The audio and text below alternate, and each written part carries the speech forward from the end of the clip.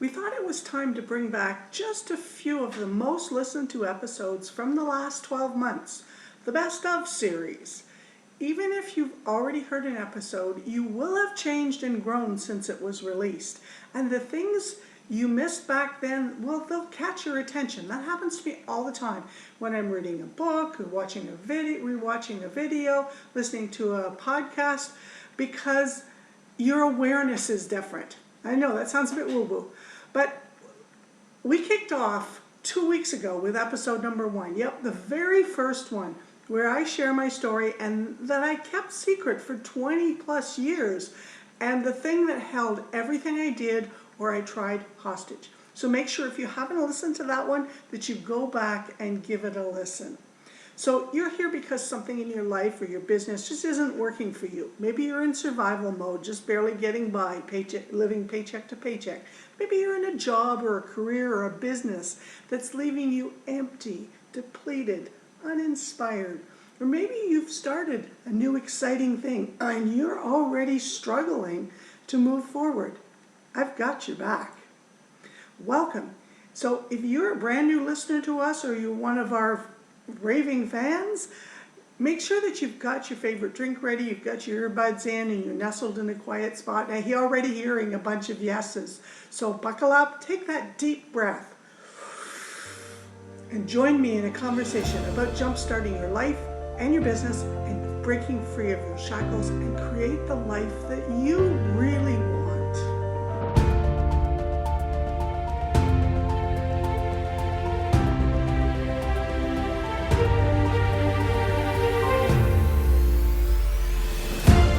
You're listening to the Unshackle Your Life podcast with Debbie Colburn, and each week we talk all things money, business, personal growth, and we dive deep, exploring the hundreds of things that shackle us unconsciously from our own true potential. And you'll discover tips and tactics to start unlocking your shackles and release an extraordinary life. Thanks for spending time with me today, and let's dive right in. It was late afternoon, and we'd been climbing for the better part of the day, slogging, ankle deep in mud, right up to our knees. It was like climbing with a bag of potatoes strapped to your legs. It was so heavy, great training, but really heavy, slipping and sliding. The most unpleasant trekking day of my life. And believe me, there have been some pretty awful ones, especially some days in the Himalayas. This is the part of the week-long climb to the summit of Kilimanjaro that they don't share in the brochures, because no one would ever go. I carefully placed my boot on the tree root. It was solid, a strategy that I'd been using for the last few hours. And so far, I'd managed to keep my ass and my hands and my feet and my jacket, everything, out of the mud. Before I realized what was happening, that firmly placed boot was sliding down the route the way the skateboarders work the rails, the root expertly lodged between two lugs on my boot.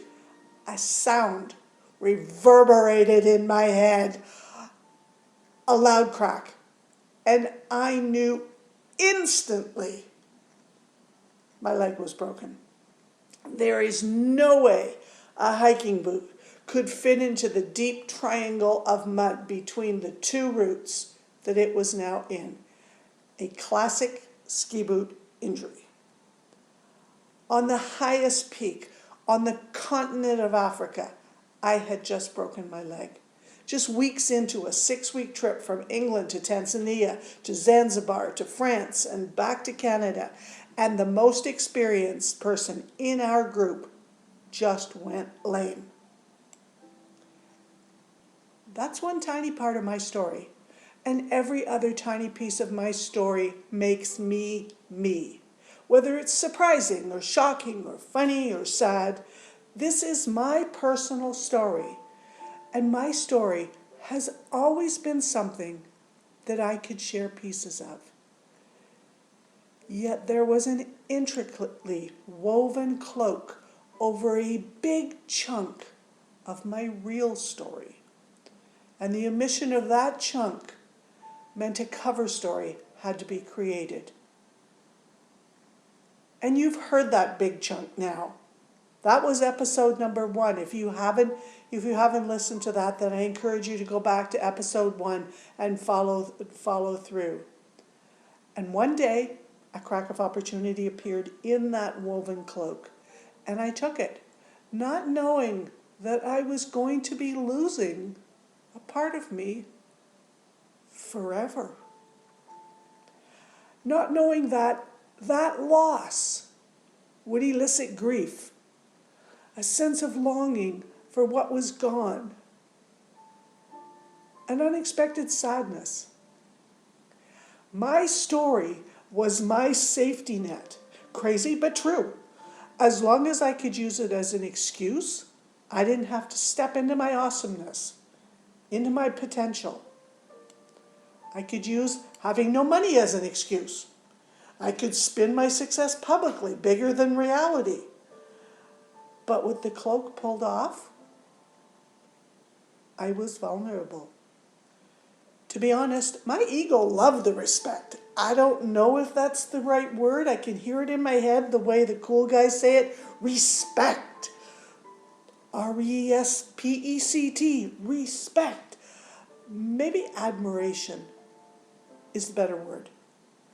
My ego telling me how amazing I was because I could do things other people couldn't even imagine surviving.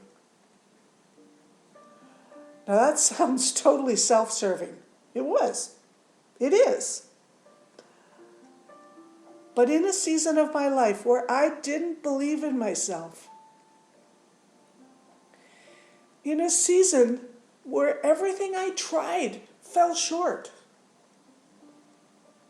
in a season where I blamed everyone else for my situation, I needed a life preserver. My story saved my life.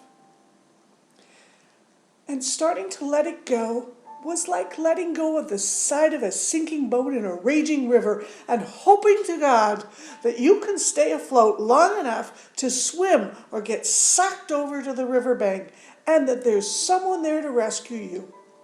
It was as scary as hell. When my son was little, he had a stuffed bear, a Care Bear. You know them from the 80s, the one called Friend Bear, or as he called it, since we lived in a French area in Canada, Pinours, short for Copineurs. Copain, meaning friend. And Pinours went everywhere with him, and I bet you can remember someone in your family with a constant friend. And Pinours was loved so much that he lost both ears and had to have 2 new ones sewed back on. Because he used to rub him under his nose. Losing my story was like the day Pinours died for him. I was filled with grief. How was I ever going to explain my less than stellar choices? How was I ever going to be able to explain why I had nothing? No money, no home, no car, no stuff. How? I felt lost. Like most of us do. It's not unnatural. For years, I've been able to explain away my lack of progress and my half-hearted efforts with my story. No one ever expected anything more from me, certainly not my family. Any great success was simply viewed as an anomaly or wasn't even viewed as a success. It was just passed over. But as each day passed, it got easier. As grief always does. My story will always be my story, each day adding a new element to it. Some days just thinking about my story will scare me. The thoughts of how I ever let myself go so low, the thoughts of ever being so disconnected and disenfranchised from life that it feels okay to almost give up? I remember the days that I said to many people, I don't give a crap about my credit report.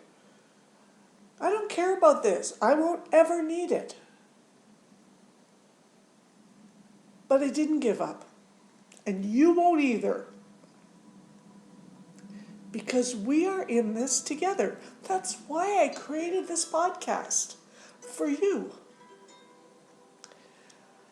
The thought, I don't care anymore, is horrifying. But my story gives me something most people don't have. It gives me an empathy. An understanding of what it really feels like to be the only one who has your back. And it gives me a landscape contrasting professional and entrepreneurial success with a life of lack, of poverty and blame, of victimhood, of self-inflicted victimhood. And it gives me a lifeline. It gave me a lifeline. A way to inch yourself up from rock bottom to anything is possible. Because it is. And it will always be mine. See, it makes me very emotional still thinking about it. Just like yours will always be yours. There is not another person in the entire world with your story. Your story is like a magnet, and there is someone out there who has the exact magnet that yours attracts. Maybe there's just one person, or maybe there's a million, and those people will change as they evolve, just like you did. Because of your story, just like my people do with mine. So celebrate your story. Release your story. And when I say release, I mean release it to the world. And release it from yourself. Build a new story. Build a different story. And share those stories. So we've come to the end where, it's a short one today, right? Where I'll ask you one thing. And you'll roll your eyes and leave it untouched, or maybe you won't. But until that one day where you can no longer ignore it, what is the worst thing that could happen if you unlock just one of your shackles today? Hey guys, if you found this podcast helpful and think it could help someone else, please send them the link. It's in the show notes. And then drop a review in wherever you're listening.